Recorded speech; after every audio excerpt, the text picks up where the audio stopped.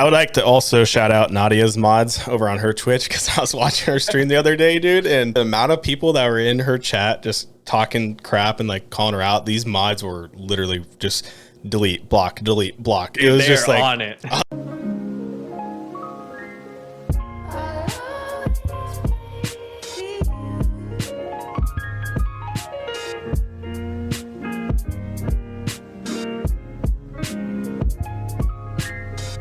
YouTube, what is going on, guys? Today I got a brand new episode of RIDG Talks, episode 8, and today we're going to be breaking down about the good, the bad, the ugly of Call of Duty Modern Warfare 2. I'm pretty excited to get into it so I can slam Call of Duty for a few minutes and talk about the things I do like. Yeah, we have a few different topics. We're going to break it down. We're going to start off with the good.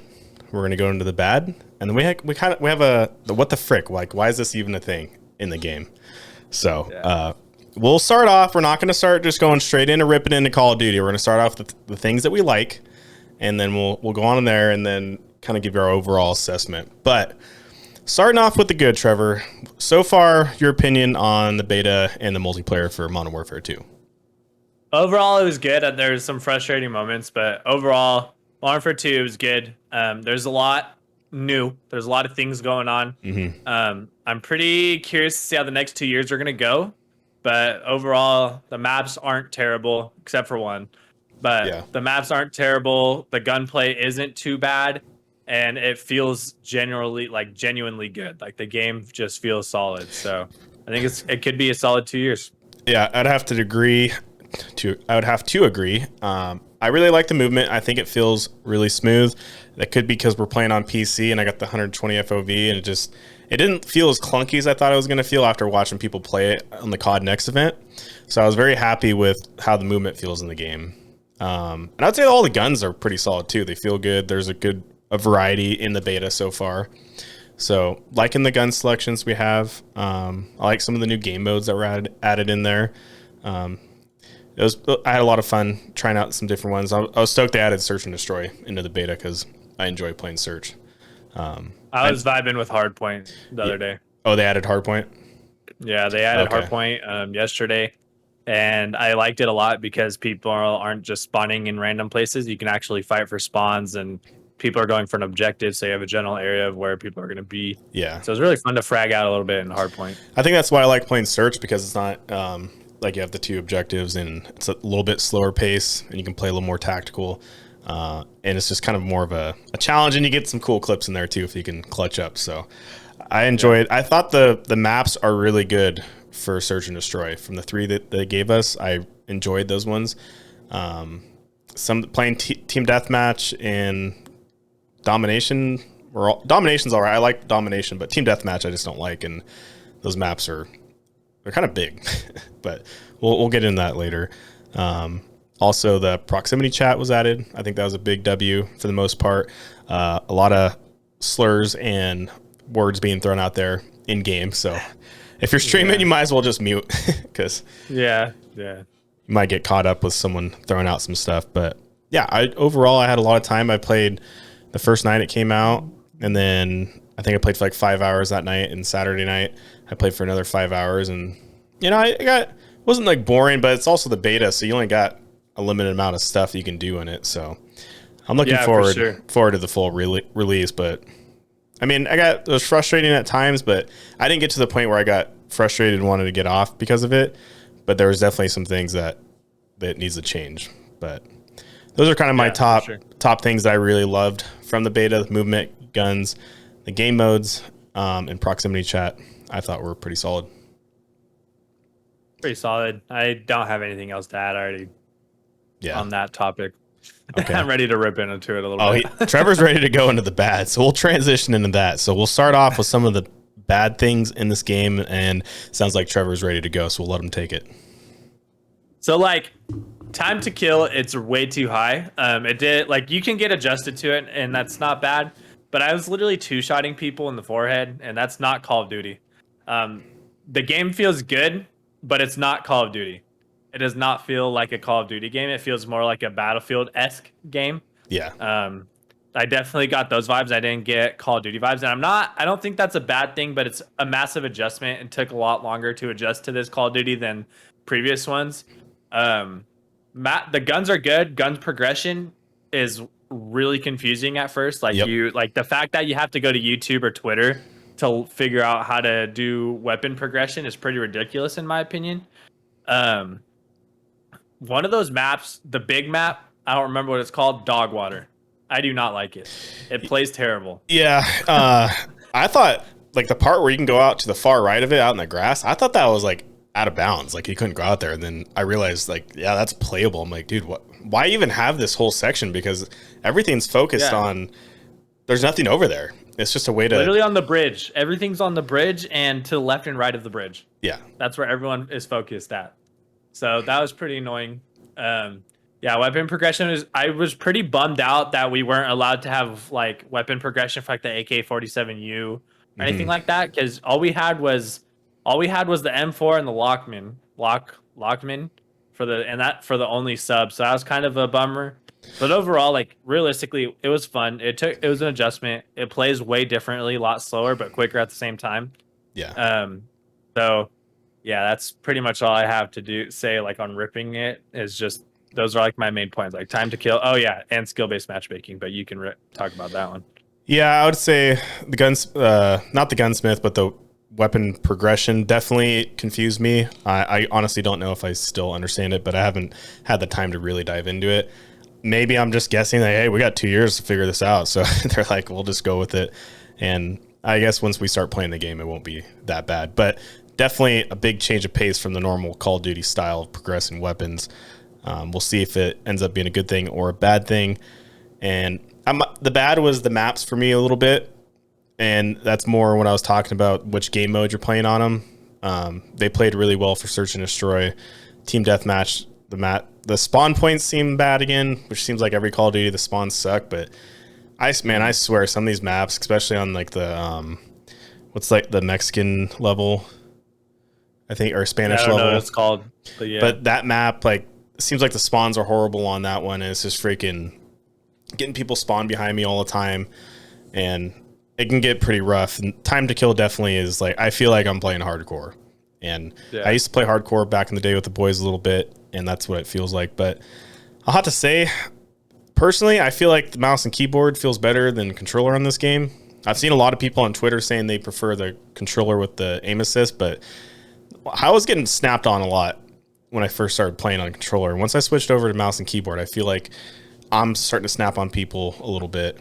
And the way the game's feeling, I feel like they made it so you can't be a rusher. And I like rushing and being aggressive. And you really have to kind of take your time and almost like pre-aim, pre-shoot, all those things, which, I mean, a lot of people do, but you can't just run around. Like, you're not going to be running around unless you're just a freaking god at the game. With the MP5, you were able to run and gun a little bit once you leveled it up and stuff. And like I said before, we didn't actually get weapon progression. So we didn't get to see what the other guns were going to play like. We had like the Fennec. The Fennec always sucks in every game. The Vector, Fennec, they always suck. So we didn't actually get to see how the submachine guns were going to play except for the MP5, or not the MP5. Yeah, MP5.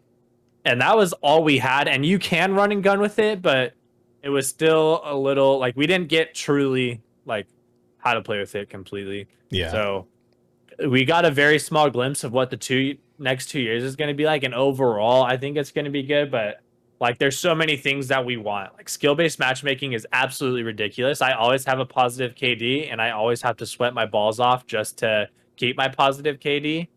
And another thing is like, if you want skill-based matchmaking to be that gnarly, make a ranked mode for us. Yeah. Give us a league play with a good ranking system to where you could play against the best people in the world or the people that aren't the best in the world but are a little better than average, and then make skill-based matchmaking complete obsolete or smaller or like not as gnarly and just normal multiplayer. I think it'd be a lot more enjoyable, especially for people who are new to the game. Like, you get new to the game, you frag out for like a game or two, and then all of a sudden you're playing people who have been in the game for 10 years. Like, but isn't that the point of skill-based matchmaking, is to put those new people in like similar things?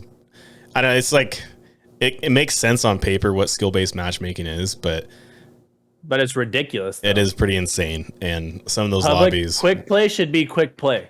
yeah, just make it random.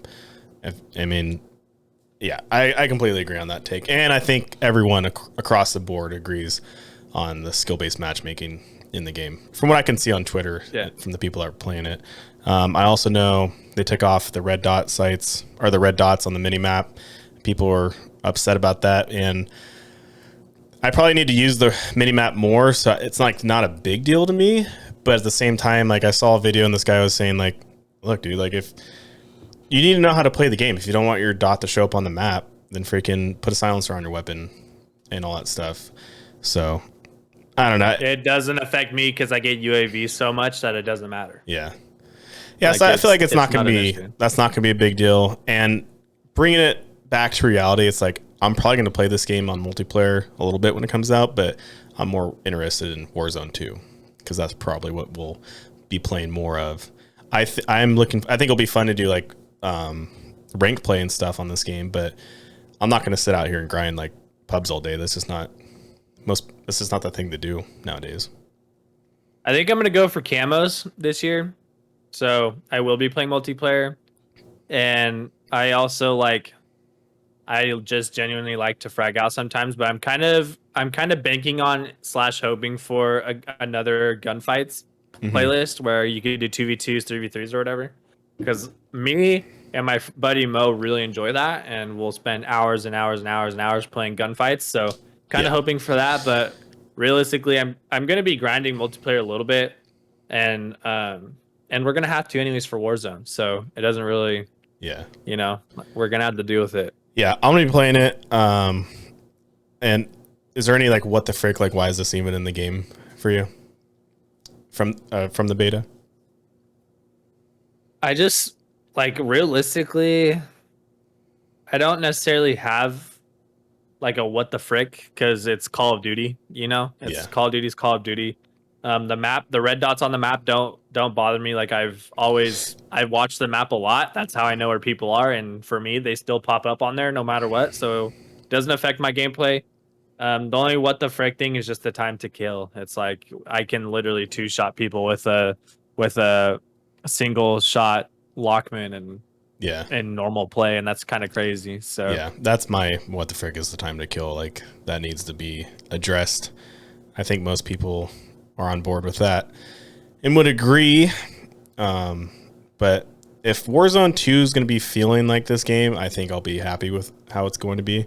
I'm sure they'll release I wonder if they'll do a beta for Warzone 2 or if they're just going to release it. That'd be November. good, but they're probably just going to, it's basically a beta when it drops. So it's going to, yeah, I'm looking forward to playing the Warzone 2.0 and checking that out.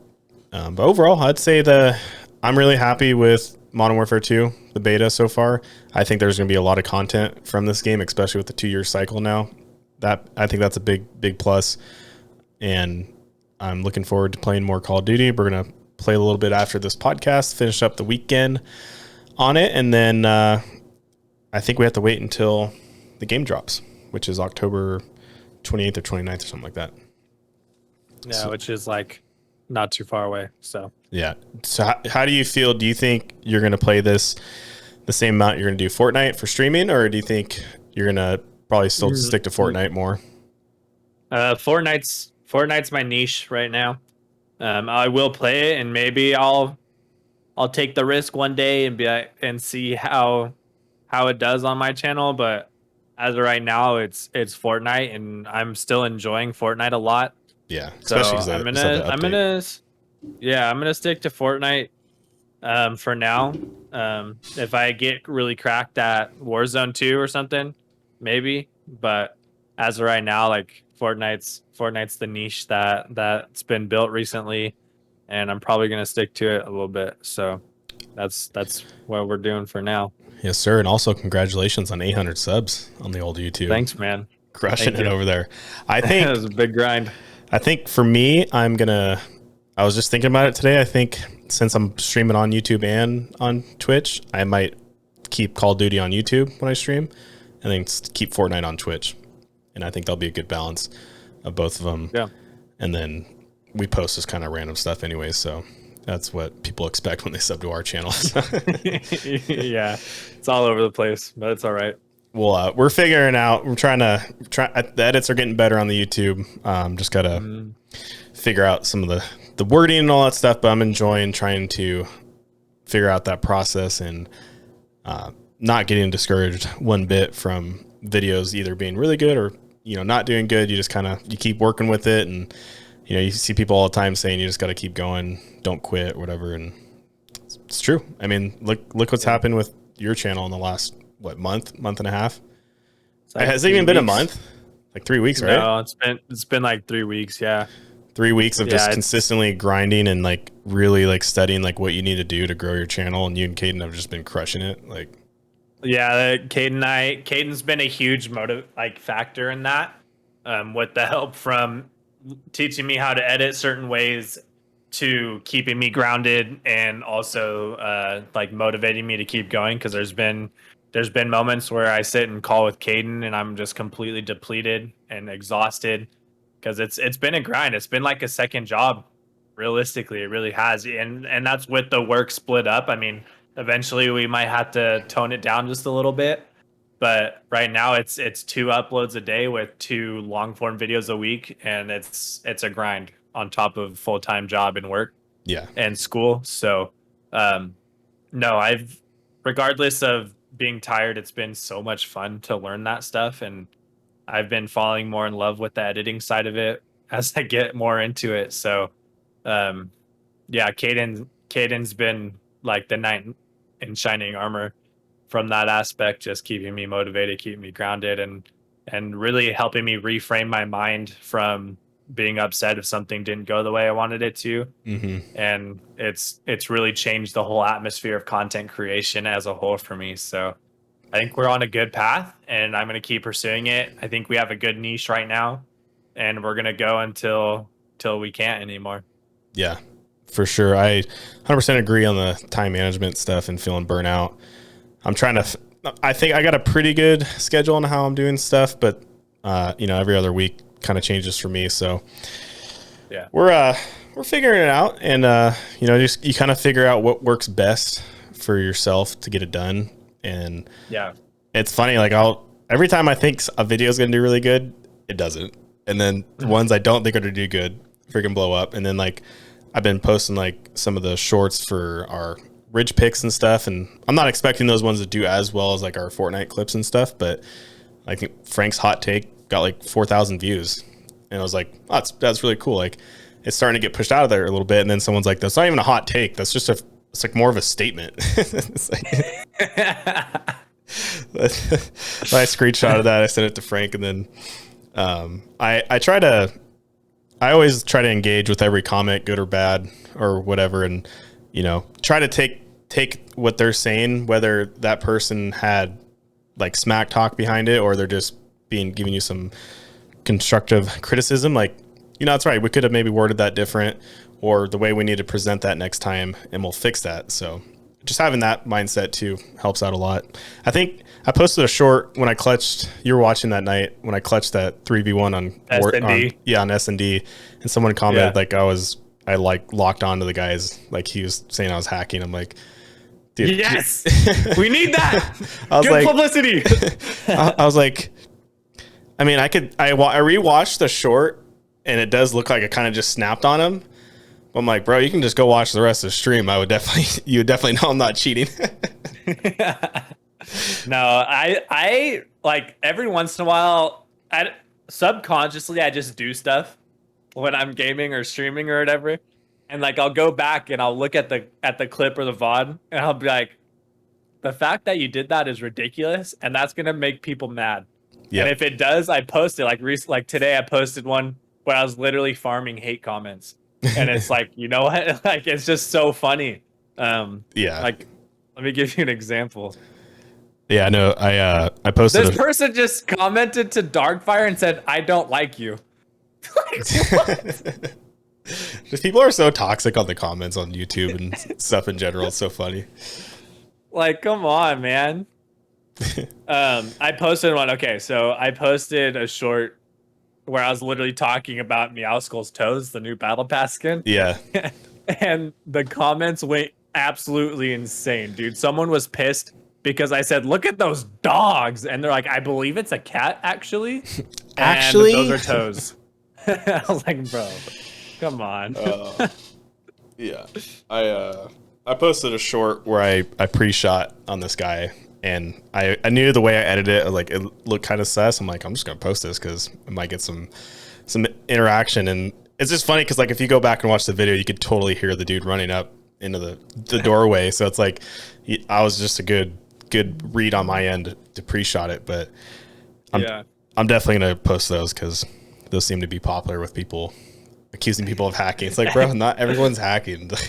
Dude, anything that's sus, post it. Yeah. That's my, like, I've thought about, because Mo and I play gunfights in Cold War a lot, and we're sus. Like, some of the shots, it actually looks like we're cheating, and people accuse us of cheating and stuff. And I'm like, man, this would be so funny on YouTube right now, but Cold War's out the back window, so there's no point. But still, I think it's hilarious. Yeah, we'll keep up the sus clips being posted and grinding in general. But yeah, overall, beta was a W, I believe. I think that's a pretty good little podcast for Ridge Talk episode 8. We did have a Discord question, and it was from Darkfire, and she asked, can you tell the story of how I became a mod? And I'm going to turn it into, if someone else wants to be a mod, I'll tell you what Darkfire did to be a mod for Ridge Gaming. Is she's literally in every single stream. She's always in the chat, like just freaking interacts with all of our late at night in the chat first. Like she's commenting on everything we post, liking stuff. Like she's a real one for the boys, for Ridge Gaming and for Trev. So if you guys are anyone interested in becoming a mod, that is the best way to do it. And it's not like we're like you have to be in every single stream and stuff like that, but it's got to be someone that wants to do that, but also like sticks around. You're not just like, hey, I want to be a mod and then like never show up. So if you're interested in becoming a mod for the boys, just be around and it'll work out. Yeah, she's not a mod in my chat, but she is very involved in my community. And I really appreciate it like a lot. Like it just having someone that you can always count on to be there definitely makes a difference. Even if it's only one person, it makes a difference. And like for my streams, like if you want to be a mod, I need you there. Like if you're going to be a mod, I need you to be there for stuff. And I think that's how it should be for all mods. Like if you're trying to be a mod for someone, you're pretty much dedicating that time weekly to them to be there for them. And mods can go very in depth or can be very, very scratch surface. But I think if you want to actually be a mod, like dedicate your time to be there. Yeah. And you'll be good. You'll be taken care of in the future. Yeah, I would like to also shout out Nadia's mods over on her Twitch, because I was watching her stream the other day, dude, and the amount of people that were in her chat just talking crap and like calling her out. These mods were literally just delete, block. It was just like on it. I was like, dang, they got to be paid pretty well or something for how much work they're having to put in, because I imagine every single stream's like that. So I thought that was funny. I wanted to put it in the chat, like shout out the mods right now.